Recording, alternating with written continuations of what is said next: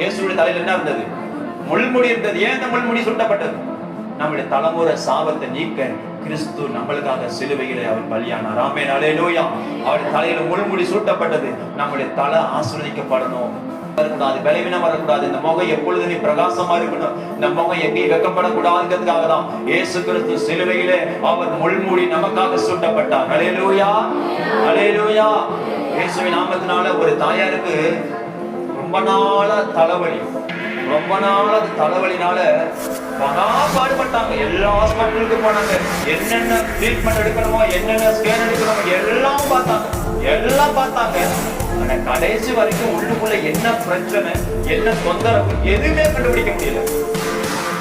எல்லாம் மாத்திரம் மருந்து, மெடிசன் எல்லாம் போடுறாங்க, எல்லாம் செய்யறாங்க. ஆனா அந்த தலைவலி போகல, இந்த விலகினம் போகல. தேவனுக்கு மகிமை உண்டாகட்டும். ஒரு நாள் விசுவாசம் தான், ஆண்டவரே தலைமுடி, உங்க தலையில இருக்கிற முள்முடி எவ்வளவா உங்களுக்கு வேதனை உண்டாயிருக்குமோ அது மாதிரி இன்னைக்கு நான் வேதனை அனுபவிக்கிறேன். உங்களுடைய முள்முடியினால என் தலைவலி போகட்டும் என்று சொல்லி கண்ணீரோடு தேவ சமூகத்துல ஜெபித்தார்கள். அப்பொழுதே அந்த தலைக்குள்ள இருந்த அசுத்த ஆவி வெளியே ஓடியது. ஆமென், அல்லேலூயா. அப்பொழுதே அவர்கள் ஆரோக்கியமானார்கள், அப்பொழுதே அவர்கள் சுகமானார்கள். காரணம் என்ன தெரியுமா? நம்ம தலையில் உள்ள எல்லா பாவத்தையும் சாபத்தையும் நிவர்த்தி செய்கிற கிருபாதர பலியாய் கிறிஸ்து இயேசு சிலுவையிலே பலியானார். உங்களுக்காகவும் எனக்காகவும் சிலுவையில பலியானார்.